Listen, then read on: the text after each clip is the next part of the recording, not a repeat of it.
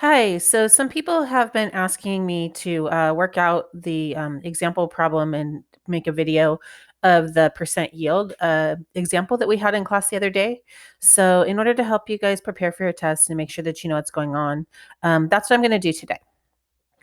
So this is the problem that we had. It says ethanol, which is C6H5OH, is produced from the fermentation of sucrose into the presence of enzymes. Determine the theoretical and percent yields of ethanol if 684 grams of sucrose undergoes fermentation and 349 grams of ethanol is obtained.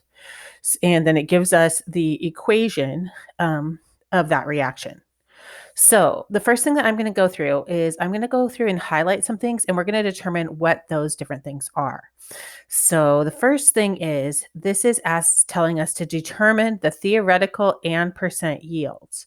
So if it's saying theoretical and percent yields, this is an important piece of information because this means that because it says we have to do theoretical, this means we need to do stoichiometry.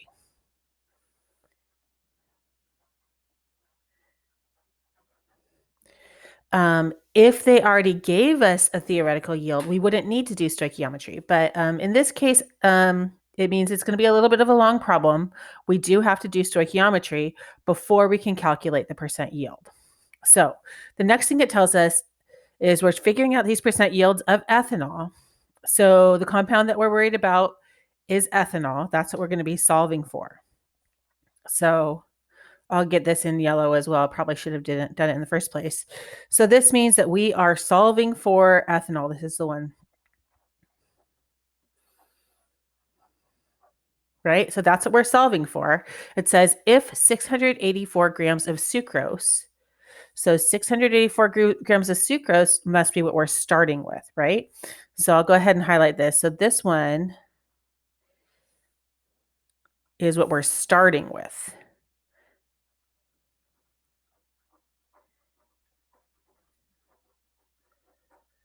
And it says it undergoes fermentation and 384 grams is obtained. So this whole thing about undergoing fermentation, that's just telling you a little bit more information about how this reaction occurs. It's not important to the calculation, but as a chemist working in a lab, it's absolutely critical that you would know that information. So very oftentimes in problems like this, they are going to give you extra information like that because if you're working in the real world, that's one of the most important things you need to know. If you're going to do this reaction, you're going to know that, oh, fermentation has to occur, which means this is not going to happen instantaneously. You're probably going to have to leave it for a while to react while this enzyme process is taking place.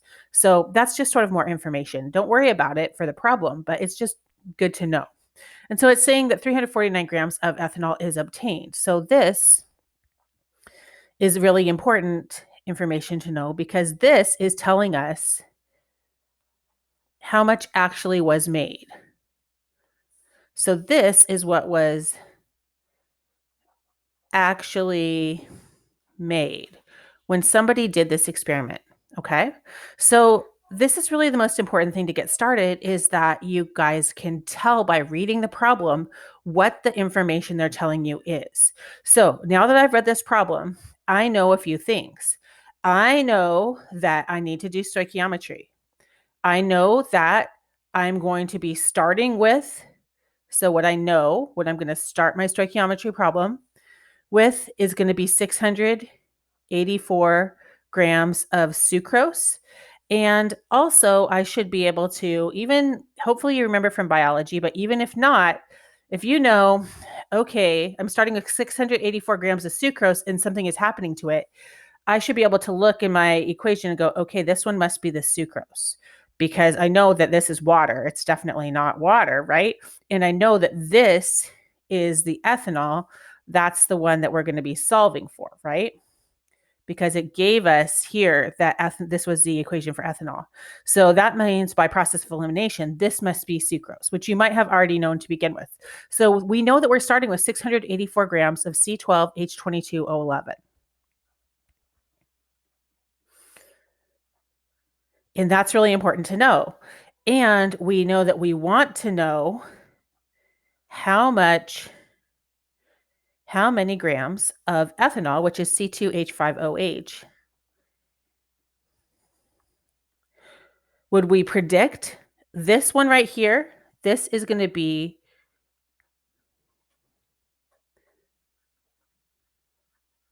your theoretical yield. And so once you get your theoretical yield, then we also know that the actual yield, what's given to us in the problem as well, is 349 grams of ethanol.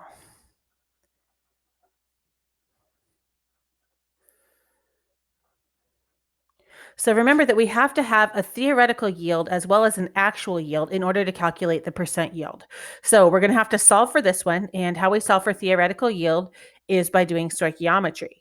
And so we've had some experience with stoichiometry so far. This is just going to be another stoichiometry problem. You've done it many times at this point. I will work it out, but please know that by this point, watching me work this, it should feel very familiar. So in stoichiometry, the first thing that we always do is we look at our equation and we decide if it's balanced. So in this equation, I know that it is balanced. And how I know that is because there's a 4 in front of CO2 and C2H5OH. So because I have those coefficients, that means that this equation is already balanced and I can just start moving forward to solving it. So the next thing is I know that what I know, right, this one, has to be what I start with for my stoichiometry. So I'm going to start with 684 grams of sucrose, which is a C12H22O11 over 1. So I'm going to go.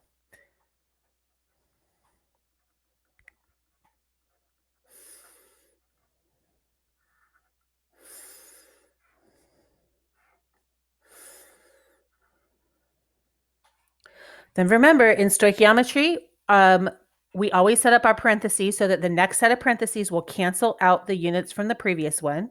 So grams of C12H22O11 should go on the bottom, and moles of C12H22O11 go on the top. And so remember that anytime we're converting between grams and moles, we're always going to be using the molar mass from the periodic table. So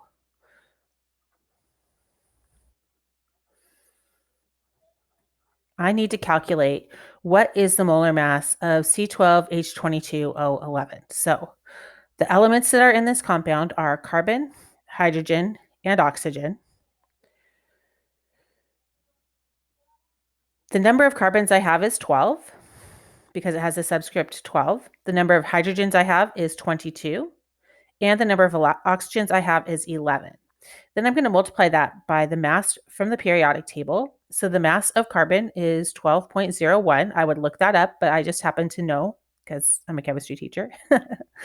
And this is 144.12.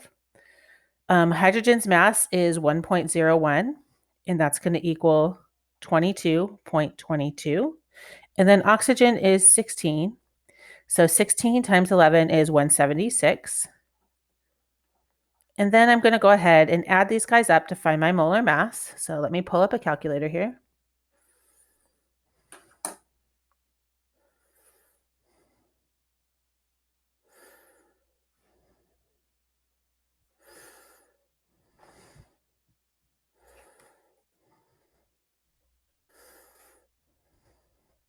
So I'm going to do 144.12 plus 22.22 plus 176.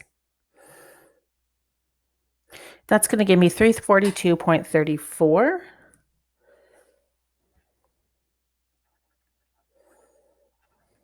grams equals 1 mole. So I'm going to go ahead and I'm going to look for, okay, 342.34 is with grams. So that has to go with grams here too. So it's on the bottom. And then 1 is with moles. So I have to put the 1 next to the moles and that will go on top. So now I have grams of C12H22O11 on both the top and the bottom here. So I can go ahead and cancel my units. So now I'm left with moles of C12H22O11. And this is the point where I want to change this substance that I'm starting with to the substance I'm trying to find out about. So this is where I'm going to use a mole ratio. Mole ratios are how we do that. So next set of parentheses on the bottom is going to be moles of C12H22O11.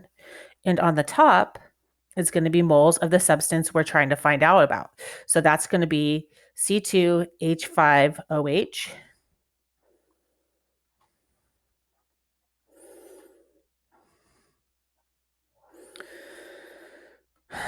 Let me write that one a little bit better. And so where I get these numbers for this mole ratio is by looking at my balanced equation. So I'm going to look for C2H5OH, and it's located right here.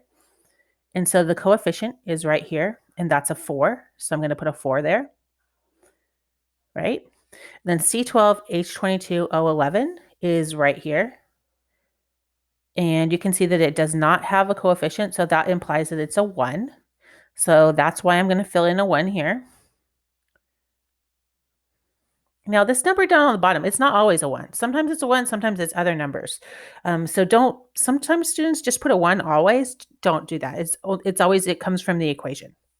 So now we're going to go ahead and cancel our units. So moles of C12H22O11 are going to cancel on both the top and the bottom. And I have one final last set of parentheses where I'm going to change my moles of ethanol into grams so that I will have calculated my theoretical yield. So whatever my units are here on the top, they're immediately going to be put on the bottom.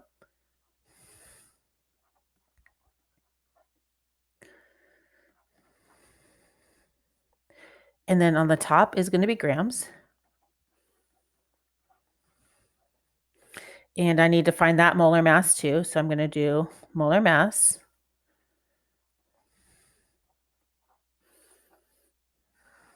So I've once again got carbon, hydrogen, and oxygen. Different numbers this time though, right? How many carbons do I have? I have 2. Hydrogens, I have 5 here plus the one that's over here. So that's going to be a total of 6. And then oxygen, I have just the 1. And then those are going to get multiplied by the atomic masses from the periodic table. So the mass of carbon is 12.01. So 2 times 12.01 is 24.02. Hydrogen is 1.01. And so 6 times 1.01 is just going to be 6.06. And oxygen is exactly 16. So 16 times 1 is still 16. So we're going to add these guys up.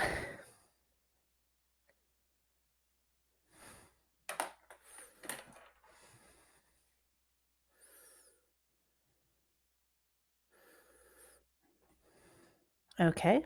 So we're going to add these guys up and we're going to get 24.02 plus 6.06 plus 16 is 46.08. So I'm going to go 46.08 grams equals 1 mole.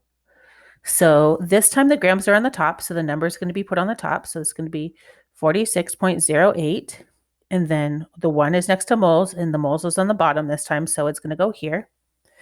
I can cancel out my units. I've got moles of C2H5OH on the top and on the bottom.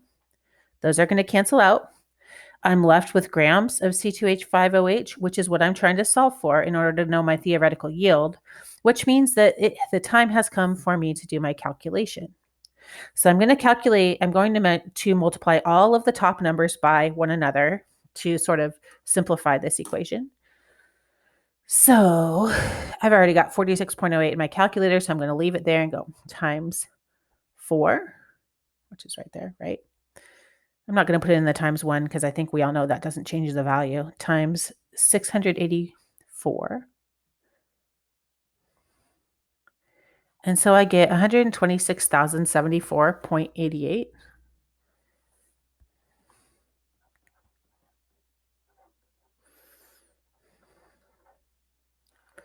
And that's all going to get divided by 1 times 342.34 times 1 times 1. So this is going to be 342.34.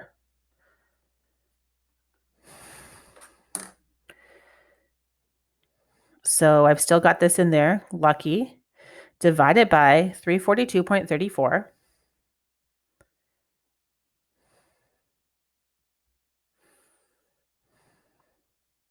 And I get 368.27.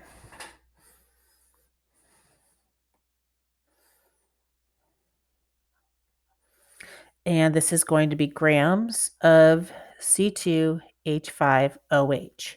So this right here is my theoretical yield. So this is my theoretical yield. I have solved part of this problem, right? So it was asking for the theoretical and percent yields of ethanol. So far I have found my theoretical yield. So next I need to move on and do my percent yield. So don't worry, this is definitely the hardest part of the problem. Once you know your theoretical yield, it's easy from here on out. So now we're going to be calculating our percent yield. So percent yield is equal to the actual yield divided by the theoretical yield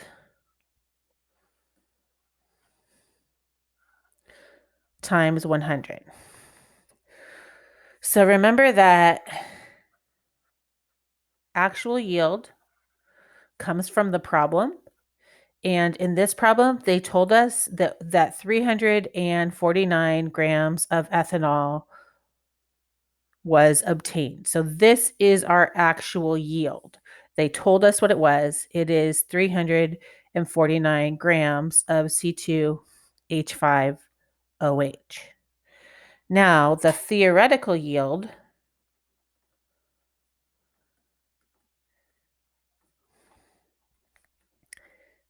comes from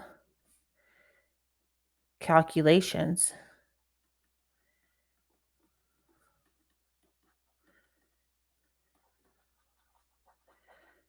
which means stoichiometry. Now, sometimes a problem will make you do the whole stoichiometry, and that's what happened to us this time.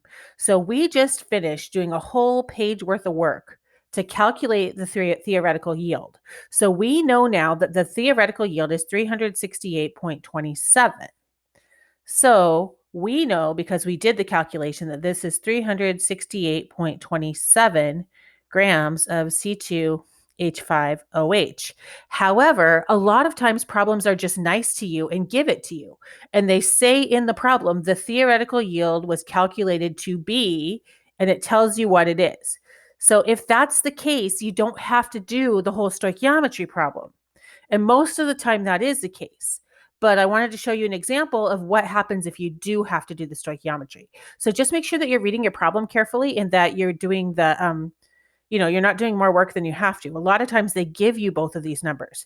If they give you both of these numbers, this is a very simple thing to do, because once we have the numbers, we can just calculate that the percent yield is equal to the actual, which in this case is 349 grams, divided by the theoretical, which is 368.27 times 100. And so we just stick that in a calculator and we get 349 divided by 368.27. And we multiply that by 100. And so this is 94.76. So this would equal 95%.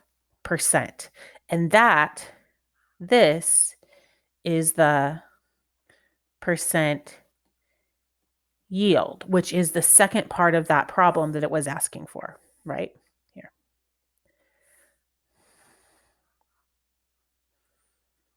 And so that's how we do that. So I hope this video has helped, and that you guys, if you have any other questions, please let me know. Have a great day.